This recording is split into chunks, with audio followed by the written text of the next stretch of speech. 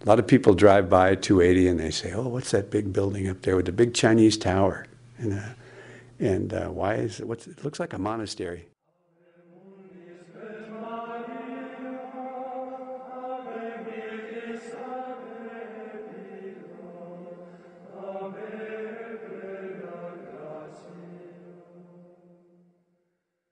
Maryknoll is the popular name of the Catholic Foreign Mission Society of America. This building used to be a seminary that trained men for the overseas mission. And from here they went on to further studies in Chicago and New York and to missions in Asia, Africa, Latin America. It's an interesting building. People wonder, why is it Asian? Well, that basically because our first missionaries that went out from Maryknoll, they went out in about 1918, and they went to China. That was the great challenge, and so Maryknoll has a great love for China. There's an interesting thing here as you come here. We call the departure bell. It's a bell that came from China, and it's got the names. I can't read Chinese, but they're basically a list of names, and these are all people that were buried. It was probably in a burial site, and these are people that have died, and they're commemorated on this bell. And we at Maryknoll, when we send out our new missioners, we have one of these, and we hit this bell for each missioner going overseas, and it makes kind of a thudding. It's not really harmonious, but and for every missionary that goes out, we strike it one time, and we also have the cemetery on the property, which is it's interesting from the going out. And when you go to the missions, they clang the bell. They send you out in a ceremony of departure, and then when they finally ring the tower bell, when we have we just buried one of our priests. We tolled the bell again when we lowered him into the ground. So we start here and we end here. We are about 30 men who live here, and we've all worked overseas. We worked in about 29 different countries, all of them, and the 30 priests and brothers that are living here. And we're happy to be here. We're very lucky to be here, to have this beautiful place to spend our last years in reflection on what we've done, and prayer for our missioners, and prayer for vocations to serve God and God's people in many ways.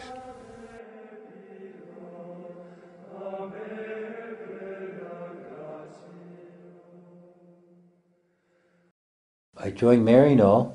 Now I had 5 years of Spanish, so I think they'll send me to South America. Maryknoll has missions all through Central and South America. God plays tricks. He has a sense of humor. I'm assigned to Africa, where Spanish is not spoke.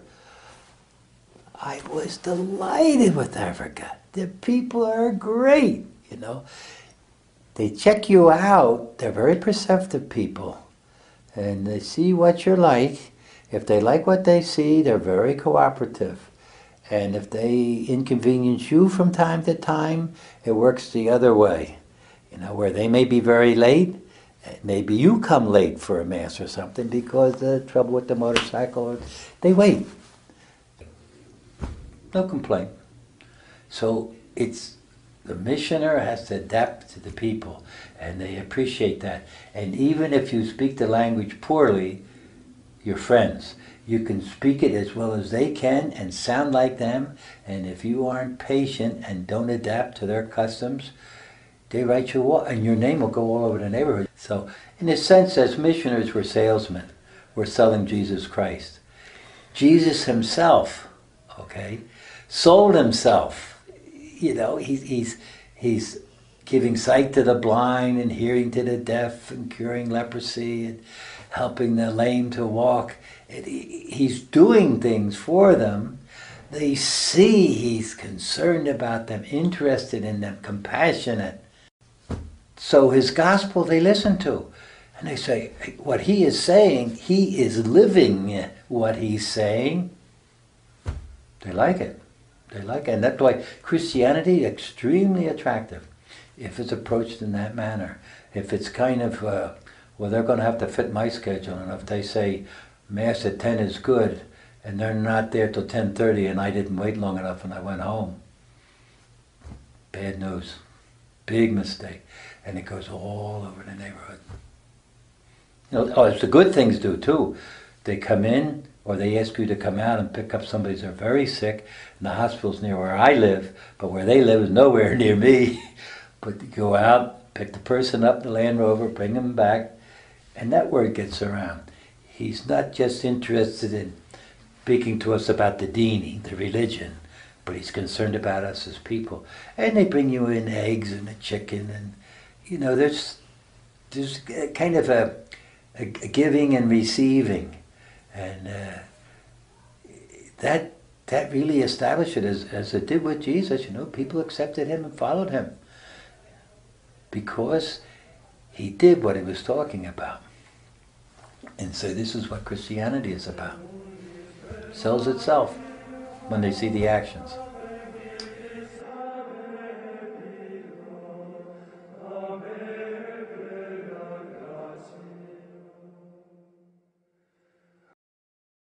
As a brother, I often hear the following: how come you don't become a priest?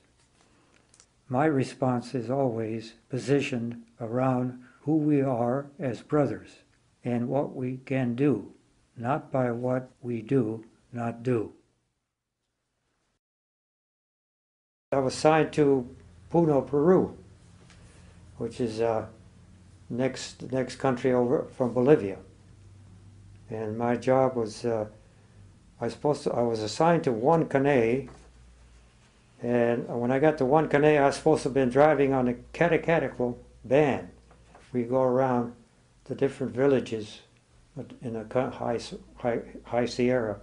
Puno is about 12,500 feet above sea level. So a lot of the people live a little higher, some of them are along the lake. So we worked along the horseshoe lake. Then I went to the Altiplano, where I worked with the people of the Altiplano, helping them in a lot of different ways, serving them as the church as a plumber and a mechanic and electrician, and visiting people and walking with them and helping them any way I can. A lot of times we went on marches, like we went to a cathedral in Copacabana, and the people went there to pray. It was once a year, and they like to be blessed after the ceremony was over. I also helped out in projects like potato farms, replacing potatoes after a long drought. A lot of times Peru has long droughts there, and so I helped out in that way. We went north of Peru to pick up some potatoes and bring them to the people so they can plant them.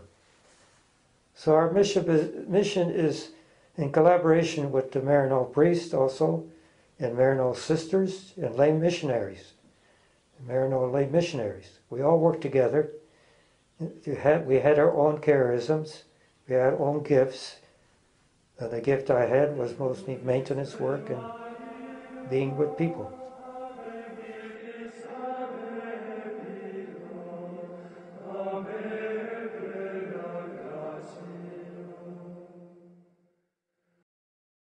I joined the Maryknoll Fathers Missionary Society in 1949 after 2 years at St. Thomas College in St. Paul, Minnesota.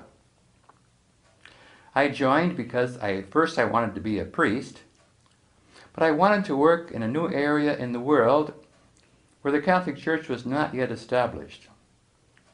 My primary reason was, of course, for the salvation of souls through the saving power of Jesus Christ. So I was ordained at Maryknoll, New York in 1957 and sent to the country of Tanganyika in East Africa, today known as Tanzania. The country is known especially for the Serengeti Plains, where thousands of animals roam, and also Mount Kilimanjaro, the tallest mountain in Africa, over 19,000 feet high. Tanzania also borders on Lake Victoria in the north.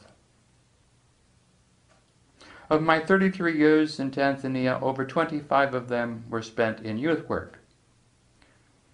I was the director of youth in the city of Dar es Salaam for 9 years. Then later I became chaplain of a large boys' secondary school in Shinyanga. And for 6 years I was director of the youth center in Shinyanga town. I helped with the construction of the youth center, which was called Queen of Peace. I think my last 7 years were the most challenging. From 1990 to 1997, because it was during the AIDS pandemic. And during that time I taught religion in 5 of the secondary schools in the area. Unfortunately, promiscuity, sort of a free sex, became very popular among the youth, and of course among the older people too, in the 90s. As a result, many African youth got AIDS. We were quite effective in saving many lives through our teaching in the secondary schools and through retreats, especially through the organization of the young Christian students. The African students, they loved the retreats, and they themselves became leaders in bringing many to Christ. They even greeted each other with the words, Tumsifu Yesu Christu, which means, Praise be Jesus Christ. That's Kiswahili. Another expression they used all the time was, Mapendo Daima, which means, in Kiswahili, love forever, of course, in Jesus. Of all the work I did in Africa, this was the most rewarding.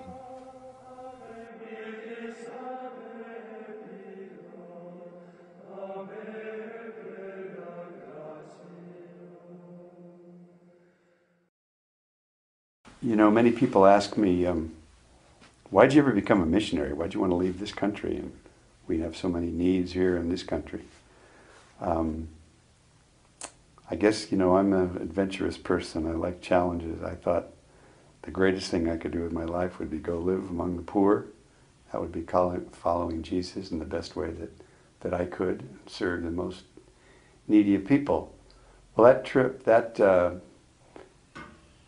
brought me to Maryknoll, which brought me to San Pedro Sula, Honduras. I worked in a fairly large city, second biggest city in the country.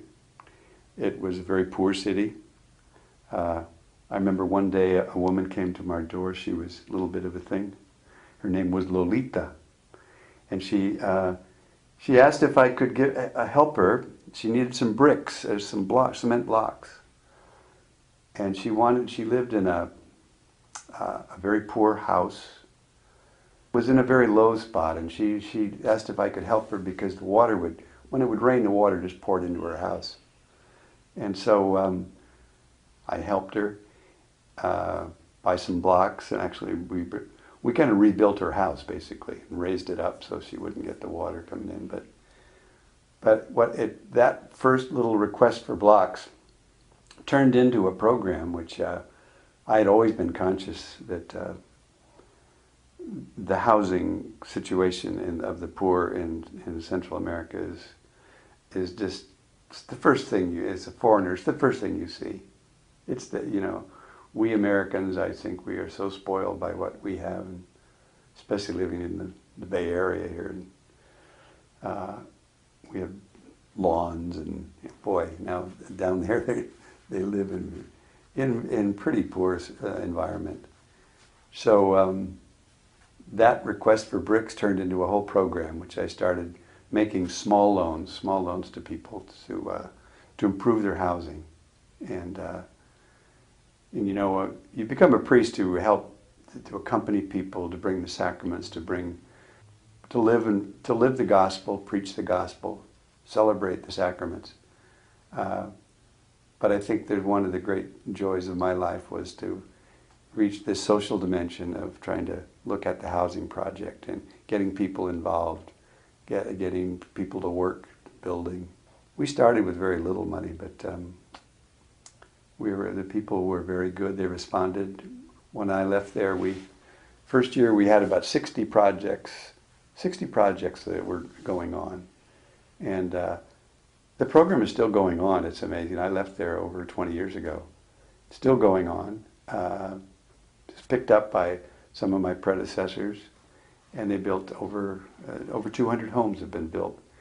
And I think, because one woman came in one day and asked me if I could help her with getting some cement blocks.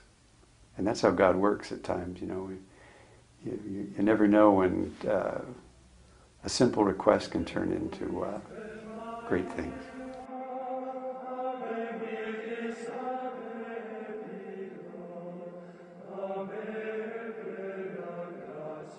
Well, I thank God for being in Maryknoll. All my friends are here. I have everything I need here. Wonderful.